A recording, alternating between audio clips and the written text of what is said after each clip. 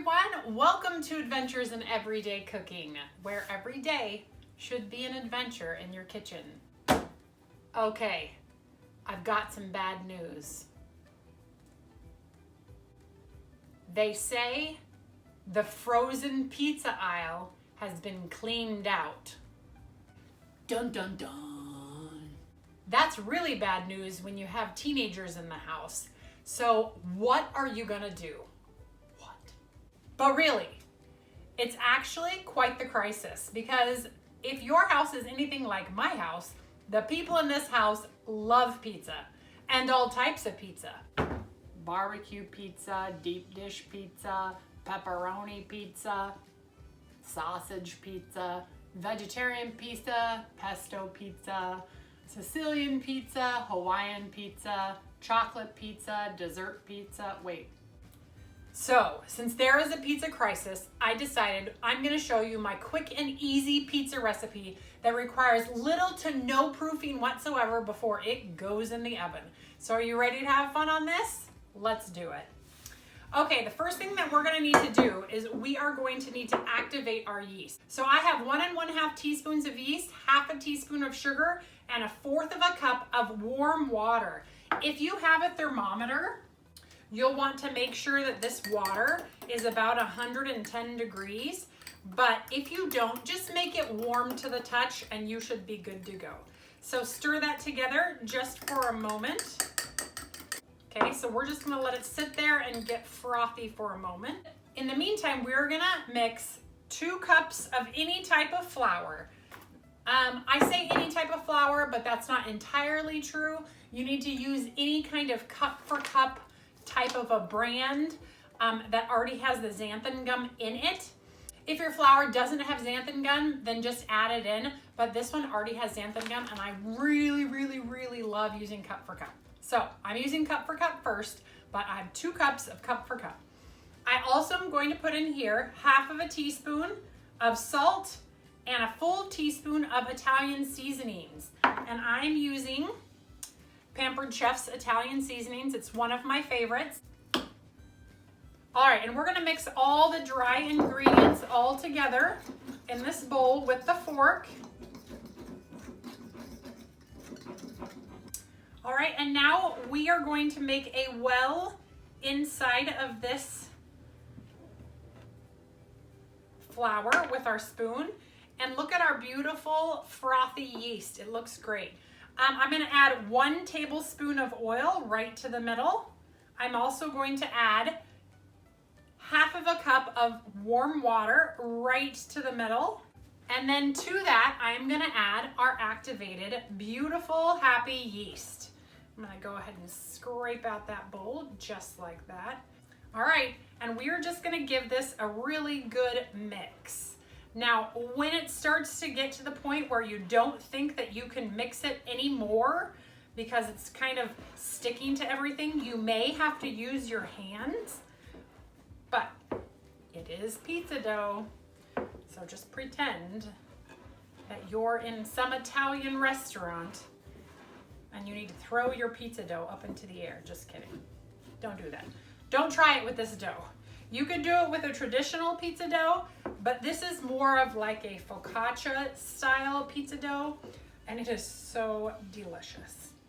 Okay, when you see it kind of start to get crumbly like so, it's gonna be the time that we want to move to our hands.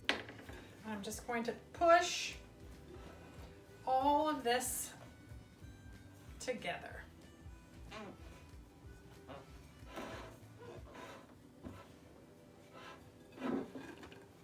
And see, it's still awfully crumbly, and that's okay. That's the way it's supposed to be. So don't panic. We're just gonna press all of that flour right in to the ball. All right. Looking good. And this is the gluten-free one. So it's not gonna be quite the same as the glutinous one, but it works. Trust me on this. All right, oh, it smells so good. All right. It's at this point that we are going to let it rest for 15 minutes. So let's just go ahead and cover that with a kitchen towel, and we're going to set it aside, and then we're going to start on our other crust. All right, let's dump our yeast and our sugar in. And we got a new bowl here. And I'm going to put in my 2 cups, my salt, and my Italian seasoning. I'm going to give that a mix. I'll put in my oil, pink, and my half of a cup of water. All right, our yeast is nice and frothy. Can you see that? So I'm going to go ahead and dump it right in. Scrape out all of our beautiful, happy yeast. Then we are going to give it a stir. And we're going to do the same thing with this one that we did with the gluten-free one.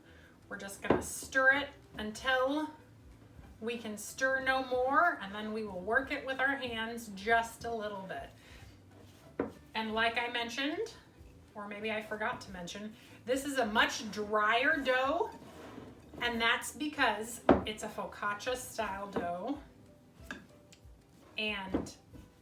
But it is amazing, and it's so quick, so easy, and pizza lovers love it. So I'm not sad.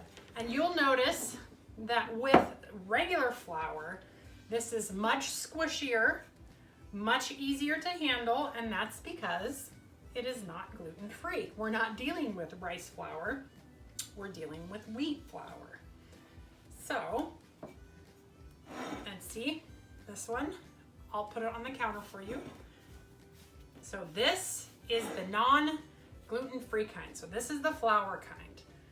This is the one that my husband wants. My husband does not want the gluten-free one. So when you're sure that it's all mixed together and well, and it's gonna be a tiny bit sticky, don't worry about that, it'll be fine. Set it right in. We're gonna cover it with a towel and let that one rest for 15 minutes as well. In the meantime, while that is resting for a mere 15 minutes, let's get our toppings ready. All right, and it's been 15 minutes. So let's get our gluten-free one out first. So here we have our gluten-free, and I don't know if you can tell, but I can tell because I know what it looked like before, but it has risen just a tiny bit. So this is what we're going to do. We're going to go ahead and discard that. We are going to push this out into crust form.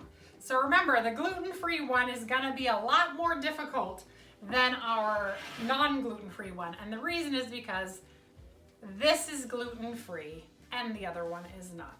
So we're just going to press it into a pizza shape.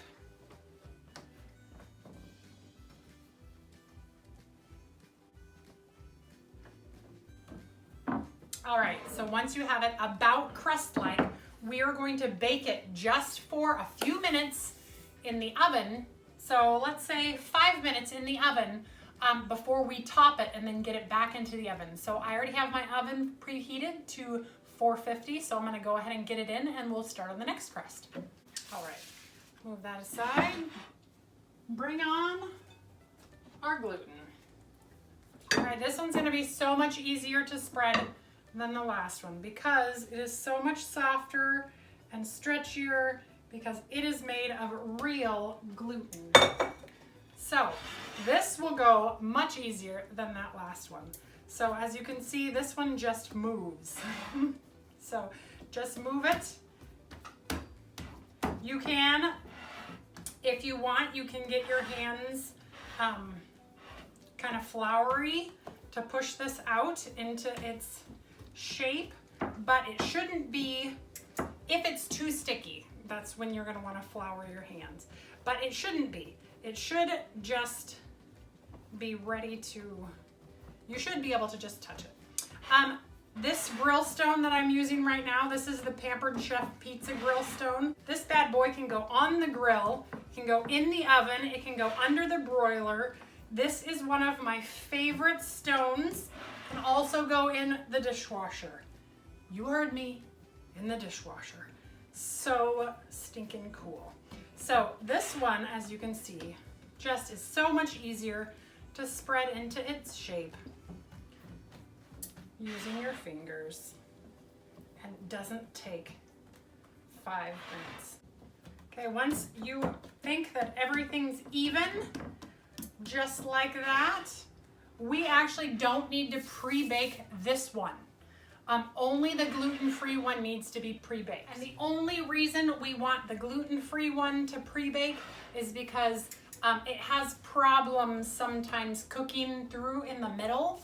And so we want to give it as much chance as we can.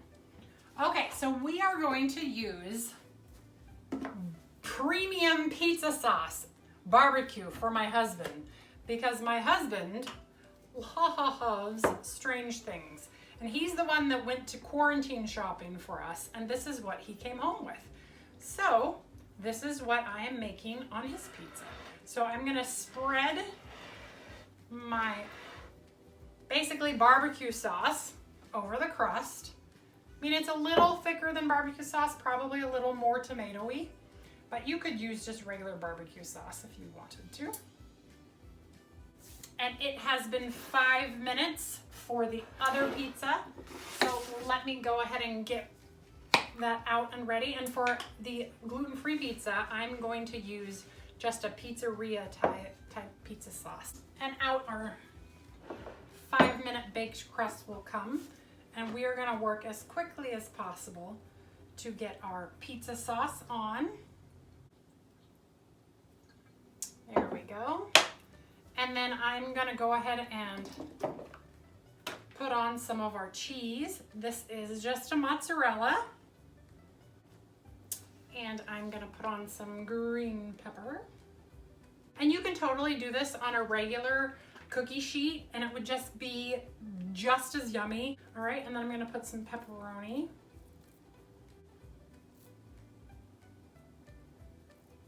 All right. I'm going to drizzle a little bit more cheese, and then I'm gonna put on our yellow cheese, because remember we want kind of some of that color to be intermixed, and some of our parm. Perfect. Okay, that's gonna go in for 10 to 15 minutes. Here we go. All right, while that's cooking, let's finish up this pizza. So this is my husband's pizza and he likes all the bells and whistles. However, most of the bells and some of the whistles can't be found at the store right now. So we're gonna do the best that we can with what we have. So I'm gonna sprinkle mozzarella on again. And you'll notice that when you're making homemade pizza, well, you notice when I make homemade pizza, I don't cover every single square inch with cheese. And the reason is because if there's too much cheese, your crust actually does not cook underneath. So when you see a recipe and it says half of a cup of cheese for the whole pizza and you're like, that is not enough cheese. Even though you like cheese and you feel like it should be more, you will actually inhibit the cooking of your pizza crust. So just keep that in mind. All right, so he loves mushrooms. I'm actually allergic to mushrooms. I'm actually allergic to wheat too. So I'm allergic to a lot of things, which is why I have to adventure in my cooking every day. He likes mushrooms. And our green peppers. And he likes the peppers. He thinks more toppings the better. And he loves onion. All right, and pepperoni for him. Should have probably put the pepperoni underneath or first, but oh well. He doesn't care. It's going to be, he'll eat it. It's pizza. All right, a little bit more, just a little, just a smattering, just like this. Some people put their toppings underneath the cheese. Nah, that's no fun. Right, and then our fun orange cheese to give it that pop of color. Because you know, you eat with your eyes, so the more colors your brain can comprehend, the more delicious your pizza will taste. Look it up. It's not a lie. All right, and some Parmesan. And we're done. All right, let's get this in the oven. I'll show you the finished product. All right, the gluten-free pizza is out. The other one has about 5 minutes remaining, so I thought I would go ahead and cut it and show you the deliciousness that is this yummy, easy, homemade pizza. Little mini serving spatula. Boom. Look at that. Look at that cool, yummy, delicious slice of pizza. Mmm. Mmm.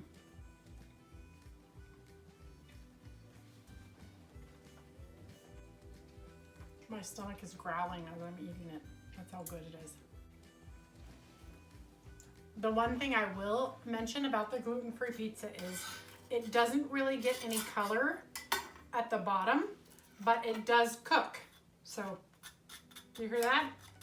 It's cooked, but there's not a lot of color down there. So, if you want more color to it, you might need to use a metal sheet pan, or preheat your stone and then slide your pizza on a piece of parchment paper. That could work. So good. So easy. So delicious. I'm trying to get a good cross section. Oh, here we go. So as you can see, there's no gumminess in there. Just nice, good crust.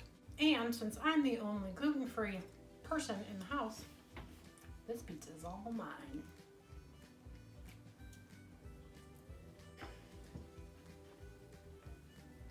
It looks pretty darn amazing.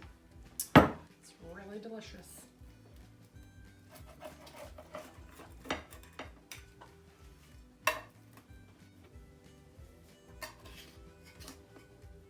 Whoa.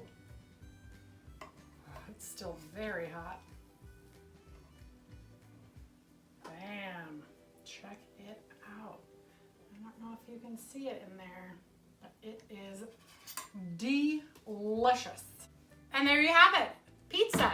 Quick, easy, and when you're out of pizza in a quarantine, it's a necessity. So let's solve this crisis and make our own pizza at home. All right, you guys, thanks for joining me. If you enjoyed this video, please give it a like, share it with your friends, or subscribe to my channel, and subscribe to my channel. I do videos about twice a week, and it's always an adventure. So I hope you'll join me next time. Thanks so much. Bye.